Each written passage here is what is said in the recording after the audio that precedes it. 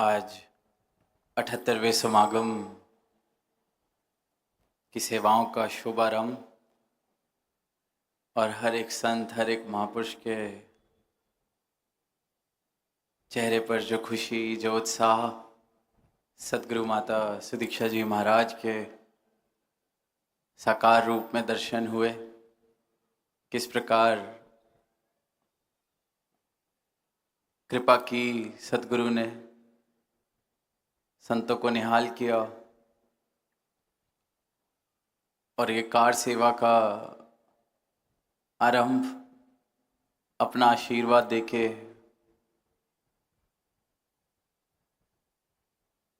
और साथ ही यही एक जो सत्य है, ये जो परमात्मा है, इस परमात्मा का एहसास बना रहे तो ये सभी सेवाएं मुबारक हैं। सदगुरु ने ये आशीर्वाद दिए। तो वहीं निरंतर महापुरुषों से भी हम श्रवण कर रहे हैं कि सेवा की रुत आ रही है, खुशियों का समय है, समागम आ रहा है। फिर प्रेरणादायक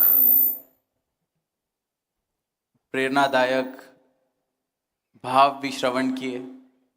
कैसे महापुरुषों ने बताया कि किस प्रकार संतों ने प्रेरणा दी अपना जीवन जी के तन्मयता से सेवा निभा के। निरंतर सुनते आते हैं कि सेवा निष्काम हो, मैं वाली भावना ना हो सेवा में। सेवा चेतनता से हो। निरंतर इन भावों को हम श्रवण करते हैं। अवतार बानी में जो पंक्तियां हैं कि सेवक है जो मालिक दा खलकद्दी सेवा करता है, ये भी पढ़ते हैं। तो जो इस मालिक का सेवक बन गया, जिसने इस मालिक की प्राप्ति कर ली, इस मालिक की भक्ति में जो जीवन जी रहा है, वो इस मालिक की बनाई खलखत का सेवादार है। क्योंकि सबके लिए कल्याणकारी जीवन जीता है, सबके भले की कामना करता है, सबको प्रेम देता है, सभी में खुद को देखता है, सभी को अपना परिवार मानता है, देखता है, सब में इस एक मालिक को देखता है। पर वहीं ये खलकत की सेवा तो हो रही है, पर आज पारिवारिक रूप में बैठे हैं, महापुरुष आए हैं, संत आए हैं। अक्सर सदगुरु माता जी से हमने ये बात श्रवण की है कि संगत में बैठना भी एक प्रकार की सेवा है। ये नहीं कि सिर्फ जो वर्दी में खड़े हैं या कोई ऑफिशियल विधिवत रूप से कोई सेवा निभा रहे हैं वो सेवा है। तो संगत में बैठ के जो वचन आ रहे हैं उनको सुनना, अपनी भक्ति को और परिपक्व करना, ये तो सेवा है मेरी अपने प्रति। सदगुरु ने जो विश्वास करा, दया करी, ये ब्रह्म ज्ञान दिया, तो ये जो सत्संग मैं करता हूं ये मैं अपने लिए कर रहा हूं। पर साथ ही सत्संग में जब आते हैं तो चेतनता किस प्रकार मैं ऐसी दिखा सकता हूं, ऐसी मैं कैसे अपना आचरण रख सकता हूं जो सेवा हो सके। जब सत्संग पंडाल में आए, कहीं पर भी, ये नहीं कि ये समागम है तो समागम की बात दास कर रहा है। पीछे एक सेवादल कैंप में भी भाव रखने का मौका मिला तो दास ने यही कहा कि जितने सेवादल महात्मा हैं, जितने भी हम महापुरुष हैं, जो भाग्यशाली हैं जिनको ये वर्दी पहनने का अवसर मिला, सेवा निभाते हुए चेतनता नहीं छोड़नी।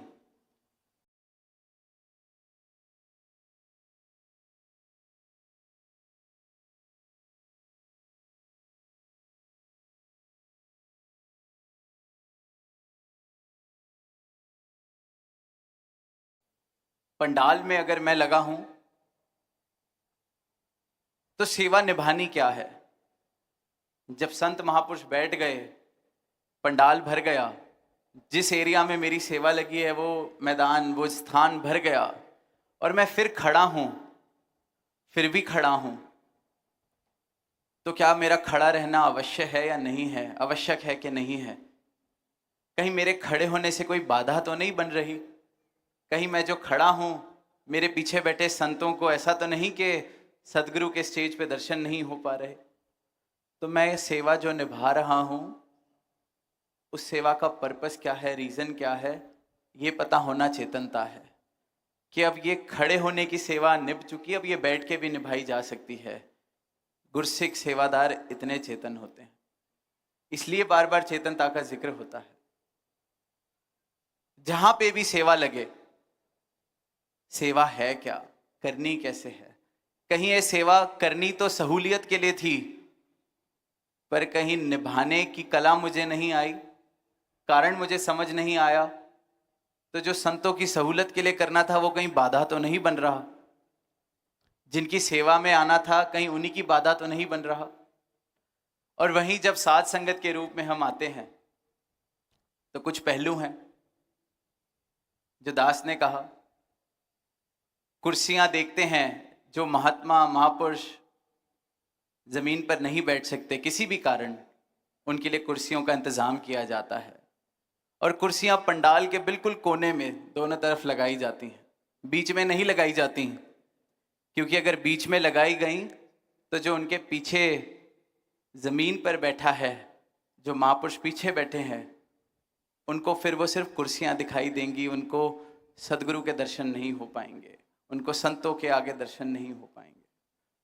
तो ये तो वो व्यवस्था है जो सेवा दल ने कर दी, कुर्सियां कोनों में लगा दी। पर साथ ही सबके लिए कुर्सियां पूरी नहीं पड़ती, तो महापुरुष ये सेवा भी निभाते हैं कि हम अपनी बैठने की कई बार एक छोटी सी कुर्सी फोल्ड वाली फोल्डिंग चौकी लेके आते हैं। तो हम वहाँ ये चेतनता निभा सकते हैं, दिखा सकते हैं कि उसको हम पंडाल के किसी ऐसी जगह ना लगा लें कि हमारे पीछे बैठा हुआ महापुरुष, उसका व्यू ब्लॉक हो रहा है, उसका आनंद टूट रहा है, उसके आनंद में मैं बाधा बन रहा हूँ। वो कुर्सी मुझे कोई सेवा दल आके बोले कि यहाँ ना लगाई जाए, आप भी साइड में चले जाएं, इस चीज़ की नौबत ना आए। हम अपनी चेतनता खुद दिखा सकते हैं, बाधा ना बने। चेतनता और सेवा संगत में आना भी एक सेवा है, सदगुरु ने कहा। तो दास को लगता है कि किसी और संत के आनंद में मैं बाधा ना बनूं, तो मैं बहुत बड़ी सेवा निभा रहा हूं।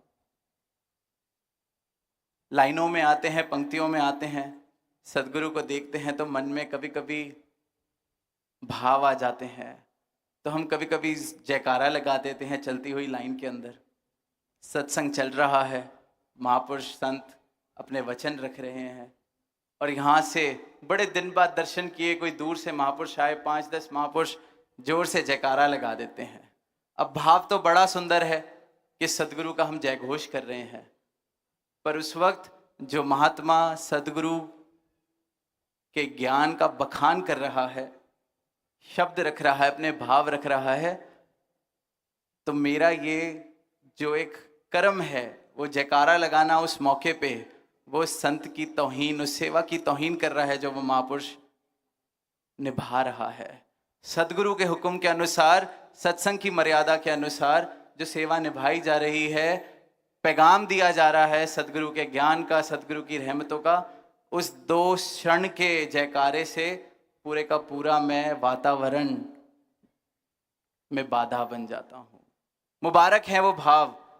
लाइन में आ रहे हैं, शब्दों की जरूरत सदगुरु को नहीं है, मेरे चेहरे के भाव। दास कई बार कहता है, इस मैदान में पहुंचने से पहले मेरे जो भाव हैं वो भी पता होते हैं सदगुरु को, मुझे बताने की जरूरत नहीं, पर भाव हैं। लेकिन यही चेतनता है। कई बार हम खुद नहीं करते, छोटा बच्चा गोद में लेके चल रहे हैं, उसकी दूर से ही ड्यूटी लगा रखी है, बेटा तूने जाना है। जैसे ही पास पहुंचे, माता जी धन निरंकार, राजपिता जी धन निरंकार, और वो तब तक बोलता जाएगा जब तक वो पार ना हो जाए इस लाइनों से। और दास ने कई बार देखा है, वहां माँ उसको और प्रोत्साहन दे रही है, बेटा और थोड़ा जोर से बोल, और थोड़ा जोर से बोल। मुबारक है, भाव मुबारक है। दास भाव में कहीं ये नहीं कह रहा कि वो प्रेम वाले भाव हैं, पर उसकी यहाँ आवश्यकता नहीं है। वो भाव यहाँ संगत में बाधा बन रहे हैं। तो सेवा ये करूं कि जो सदगुरु ने ये सत्संग दिया है, इसकी मर्यादा में मैं बाधा ना बनूं, किसी और के आनंद में मैं बाधा ना बनूं, तो ये सेवा है। सेवा खुद से शुरू है। एक और छोटा सा एग्जाम्पल, क्योंकि अभी अनाउंसमेंट हुई कि बहुत सारे महापुरुष हैं जो अभी विचार के बाद नमस्कार की लाइनों में आएंगे। अक्सर ऐसा मौका बनता है, तो क्या रूप बनता है कि जो महापुरुष अब लाइन से आएंगे वो आगे जाके खड़े हो जाएंगे। अब जब वो आगे जाके खड़े हो जाते हैं तो आगे जाने का रास्ता बंद हो जाता है, तो जो पीछे की लाइन आ रही है वो चलनी बंद हो जाती है।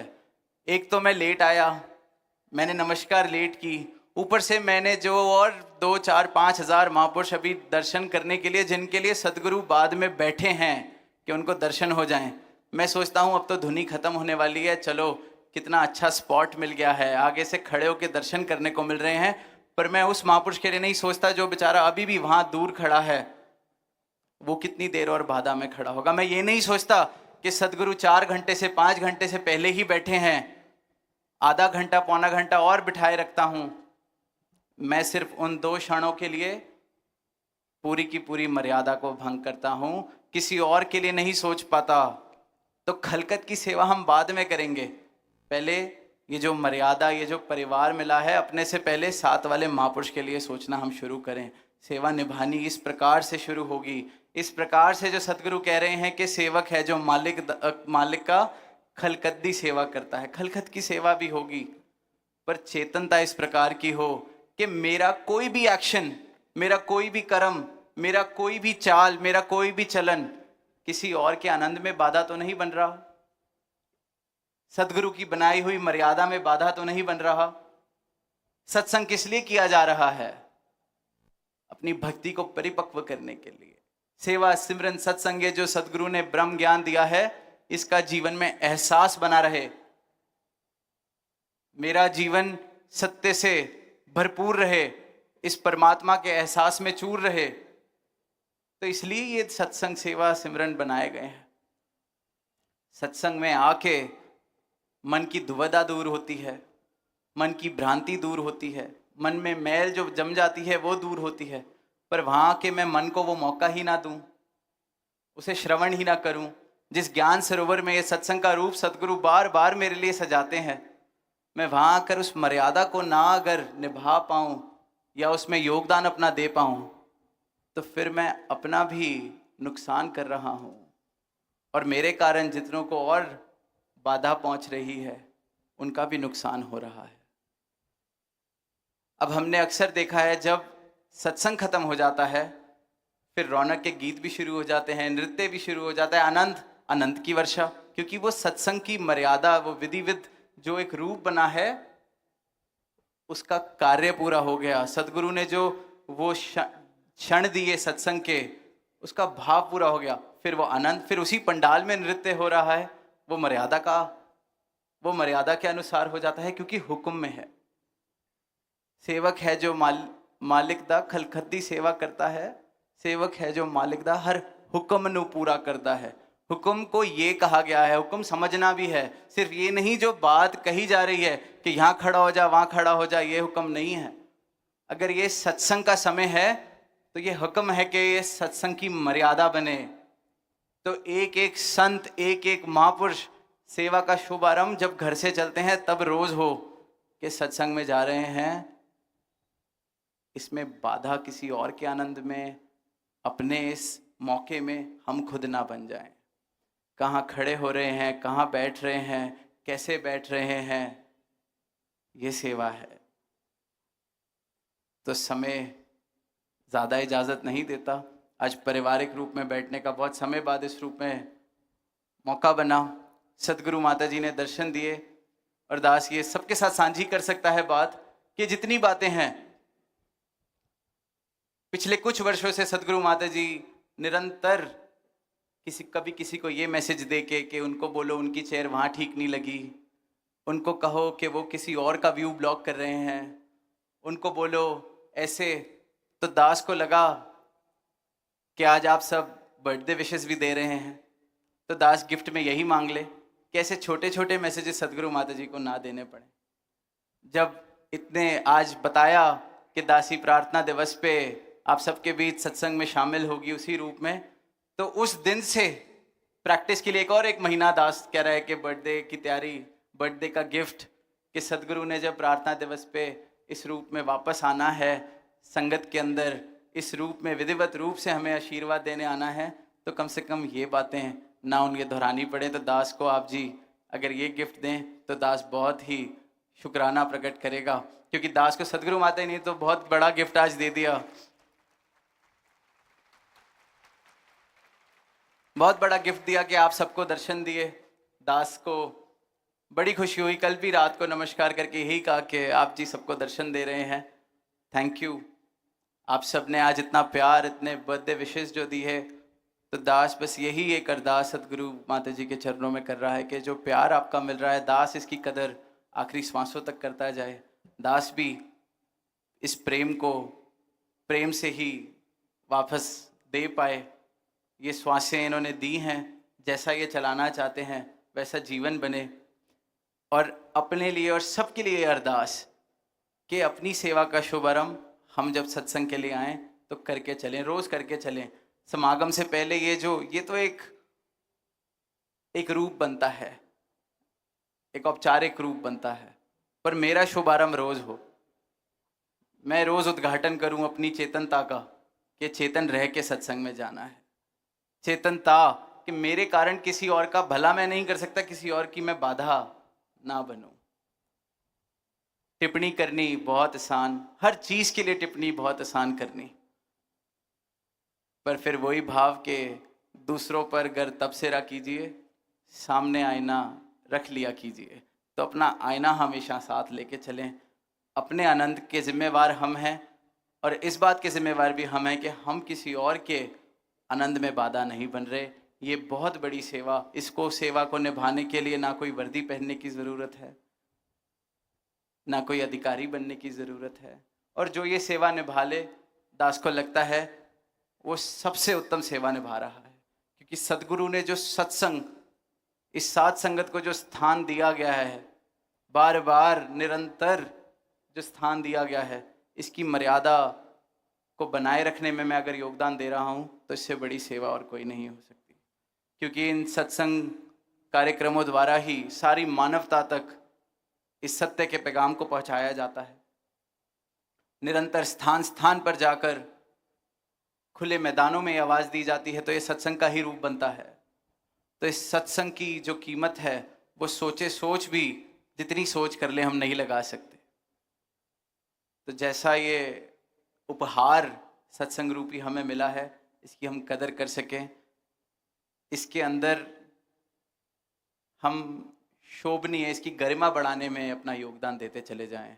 तो ऐसी सेवा का शुभारंभ हर रोज़ हो, नित्य प्रतिदिन हो, चाहे समागम में सत्संग करने आए, सदगुरु के साकार रूप के उपस्थिति में हम सत्संग करने आए, अपने भवनों में सत्संग करने जाएं। इस मर्यादा को, इस बात को कि मैं किसी और के आनंद में बाधा ना बनूं, मैं कहीं ऐसी जगह ना बैठूं जहाँ से किसी और को देखने में बाधा हो रही है, मैं कहीं ऐसी ज़ोर से बात ना करूं कि जिसको बाधा हो रही है।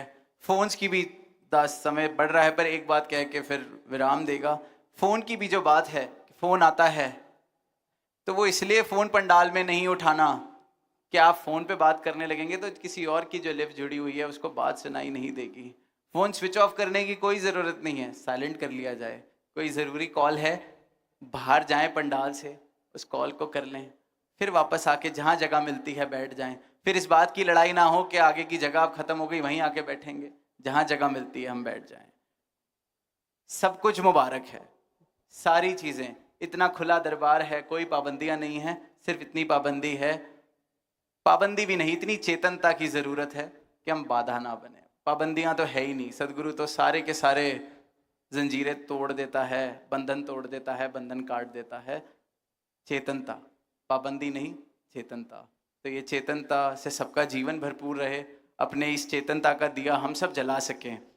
तो दोबारा एक बार जो सब ने प्रेम दिया, सब ने बर्थडे विशेस दिए, थैंक यू। और बहुत बहुत प्रेम दास की तरफ से भी आप सबके चरणों में सबके। और गिफ्ट दास ने मांग ही लिया है, और कोई गिफ्ट दास ताउम्र नहीं मांगेगा। यही एक गिफ्ट कि जैसे सदगुरु चाह रहे हैं हम सब वैसे चल सकें। प्रेम से कहना धन्यवाद।